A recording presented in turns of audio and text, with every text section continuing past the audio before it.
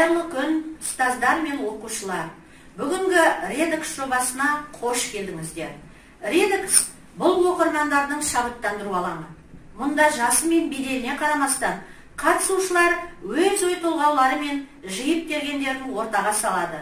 Оқушыларды әлеуметтік желілерде, компьютер мен теледидар алдында уақытты өткізбей кітап оқуға шақырады.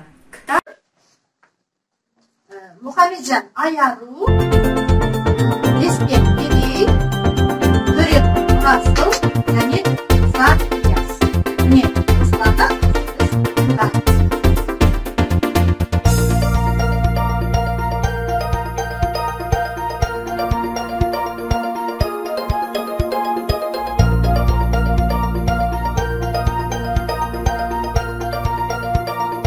Сіздерге айтқым келіп отқаны осы Ыбырай Алтынсариннің «Әке мен бала ертегісін» оқыңыздар. Ол өте керемет оқиға, сіздерді ақылға және еңбекке тартады. Осы кітапханаға келіп, кітап оқыңыздар. Көптеген кітаптар бұнда қызық деп ойлаймын. Дүние қалай етсең табылады әңгімесінде еңбекпен табылғаннан тәтті дегендей, еңбек етіп, дүниенің бәрін алуға болады. Еріншектік заманы салу, еңбек еттен өзіңе көмек бересің және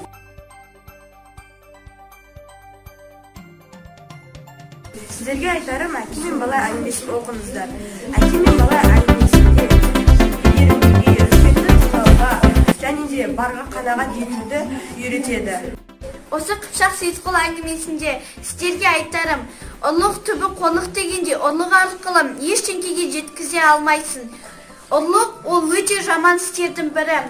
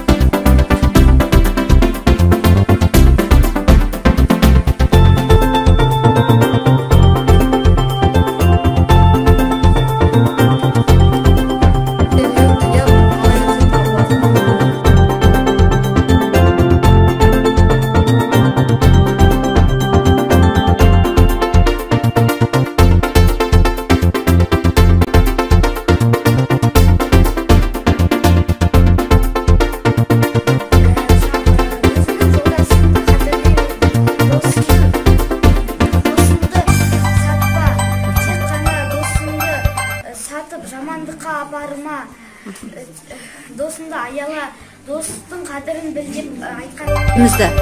Оқимыз ба бәріміз?